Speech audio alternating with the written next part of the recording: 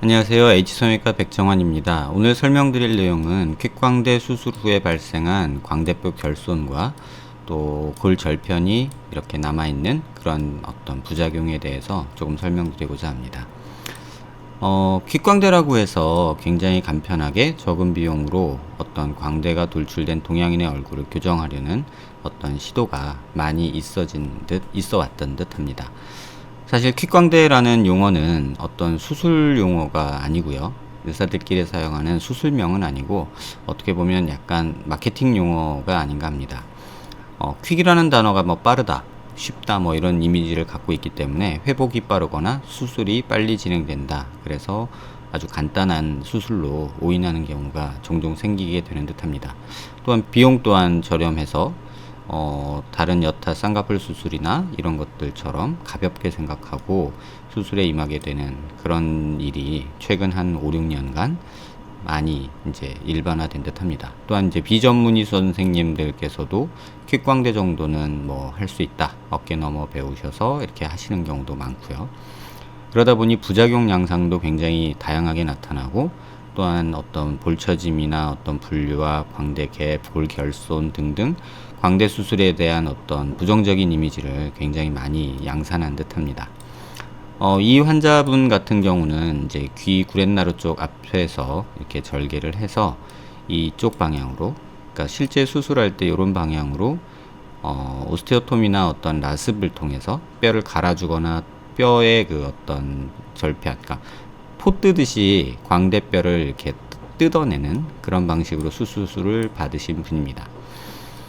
수술 후에 직후부터 왼쪽은 함몰이 발생을 했고, 그래서 이쪽 뼈가 사실은 골절이 일어난 거죠. 그러니까 포 뜨듯이 얇게 잘라내야 되는데 그렇지 못하고 뭐 오스테오톰 방향이 조금 안쪽으로 가거나 해서 골절이 일어나고 뼈가 부러지는 그런 상태가 돼버린 거죠. 또 남아있는 뼈는 일부 흡수되고 여기 보면 이렇게 점처럼 남아있는 이런 약간의 절편들이, 조각들이 이렇게 둥둥 떠 있는 그런 상태가 됐고, 시간이 한 10년 정도 지나면서 이쪽 부위엔 함몰이 만들어지게 된 모습입니다.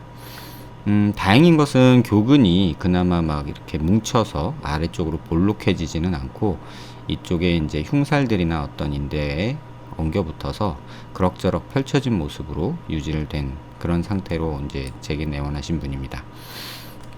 반대쪽은 이에 반해서 뼈에, 그러니까 아치 부위에, 이 부분은 체부 쪽이 이렇게 완전히 뼈가 없어졌는데 오른쪽 부위는 아치 부위에 골절편이 생겼고요. 이렇게 골결손이 생겼고, 그 다음에 체부 쪽에서 떨어져 나온 뼈 조각이 이렇게 하방으로 이렇게 매달린 듯이 둥둥 떠 있는 이런 모습이 만들어지게 됐습니다. 이렇게 된 원인을 이렇게 좀 정렬을 제가 좀 미리 해놨는데요. 정면을 먼저 보시면 눈뼈 기준으로 이렇게 수평선으로 뼈를 정렬을 하고요. 그 다음에 옆부에서는 귓구멍과 이 안화하면 요 라인을 연결한 이 선을 그어서 수평면을 마치게 됩니다.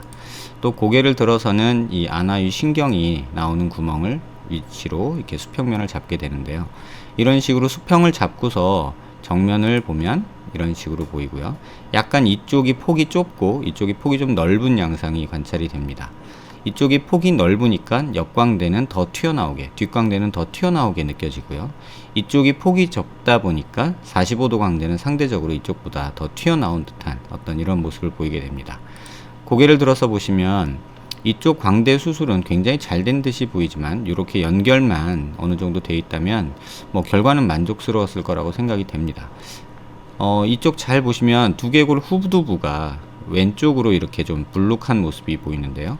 또 턱도 보시면 이렇게 아치가 약간 이렇게 삐뚤어진 턱이 오른쪽으로 돌아간 이런 모습을 보입니다. 다시 말하면 축이 이렇게 기울어지게 되죠. 이렇게 기울어졌을 때는 상대적으로 45도 광대가 오른쪽이 튀어나와 보이고, 기울어지니까 이쪽 뒤가 옆으로 넓어지면서 이쪽은 뒷광대가 더 넓은 양상이 나타나게 되죠. 그래서 실제 수술할 때 계획 자체는 굉장히 경험이 있으셨던 분이 계획 자체는 잘 세우신 듯 합니다. 이쪽은 뒷광대를 많이 줄여주고 이쪽은 체부 쪽을 많이 줄여줘서 어느 정도 비대칭을 교정하려고 시도를 했던 듯 합니다. 하지만 귓광대라는 것이 완전히 뼈를 보고 수술하는 것이 아니고 약간 의사의 감과 그냥 느낌으로 수술하는 경향이 있어서 이러한 실수가 종종 발생하게 되는 듯합니다. 이 경우는 귀 앞의 절개창을 통해서 이쪽의 뼈를 갈아내거나 뜯어내는 그런 방식을 취했지만 일부 선생님들 같은 경우는 이 45도 광대 위쪽 관자놀이 부위에서 약간의 절개창을 통해서 여기 뼈를 부러뜨리거나 갈아내는 또는 어떤 조작을 취하는 그런 수술을 하기도 하고요. 또 일반적으로 많이 하는 귓광대는 이 앞쪽에서는 입을 열어서 이쪽에 절골만 하고 뒤쪽에서 절골을 해서 뼈를 밀어넣는 그런 어떤 방식으로 수술을 하는 경우도 종종 관찰됩니다. 또 경우에 따라서는 입안절개를 통해서 이쪽을 많이 갈아주는, 이제 주된 작업이 주로 갈아주는 작업으로 광대 축소를 시행하는 그런 여러 귓광대의 유형들이 있는데요. 이 모든 유형들이 공통적으로 가지는 장점은 수술이 조금 빨리 끝난다는 장점이 있습니다. 근데 수술이 조금 빨리 끝난다는 것은 어떻게 보면은 광대 수술에 필요한 여러 그 조작들을 어느 정도 생략하고 건너뛴다라고 볼 수도 있습니다.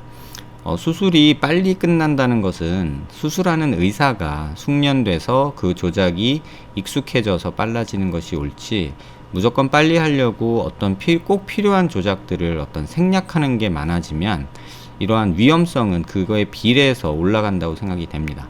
아무리 계획을 잘하고 경험이 많은 선생님이라 하여도 이런 식으로 예기치 않게 실수가 발생을 하면 사실 이건 되돌릴 수가 없거든요. 광대 재수술을 통해서 어떻게 바꿔주고 할 수 있는 경우가 아니라 광대뼈 결손이 이렇게 일어나 버리면 이거는 어떻게 회복할 방법이 없습니다. 이 큰 부위를 뼈 이식을 통해서 연결을 해준다 하는 것도 현실적으로는 어려움이 있고요. 또 이렇게 반대쪽에 아치 부위에만 결손이 있는 경우는 사실 건강상이나 생활상에는 아무런 문제가 없습니다. 여기 뼈 좀 떨어져 있다고 해서 체부 쪽에서 단단히 붙어 있기 때문에 아무런 문제가 생기지 않지만, 가능한 한 수술을 하는 입장에서는 이런 부위까지도 생기지 않도록 노력을 하는 것이 옳지 않나, 또 수술받는 입장에서도 굳이 이런 위험성을 감내하면서 이렇게 수술을 해야만 할까라는 의문이 개인적으로는 있습니다. 또 이 방법의 단점이 이렇게 골 절편이 뜯어져 나오면서 밖으로 제거제도 못하고 이렇게 남아서 안에서 둥둥 떠 있는 양상으로 이렇게 남아 있는 경우가 종종 관찰되는 듯 합니다. 또 이렇게 막 45도 광대를 많이 갈아주는 어떤 수술 방법에서도 골 가루나 골 절편 조각들이 이렇게 둥둥둥 떠다니는 그런 모습이 관찰되고, 또 이 체부 45도 광대가 너무 얇아진 나머지 여기에 결손이 생기는 경우를 종종 보게 됩니다. 광대 수술을 계획하시는 많은 분들이 붓기, 회복 기간, 비용 이런 것들에 이제 고민을 하다 보면 귓광대라는 유혹에 빠지게 되는 것 합니다. 귓광대 수술의 유혹에 빠지게 되면 그 위험성에 대해서는 의사의 말에 의존하게 되죠. 경험이 많다, 문제 없다, 효과 본다, 아주 회복이 빠르다.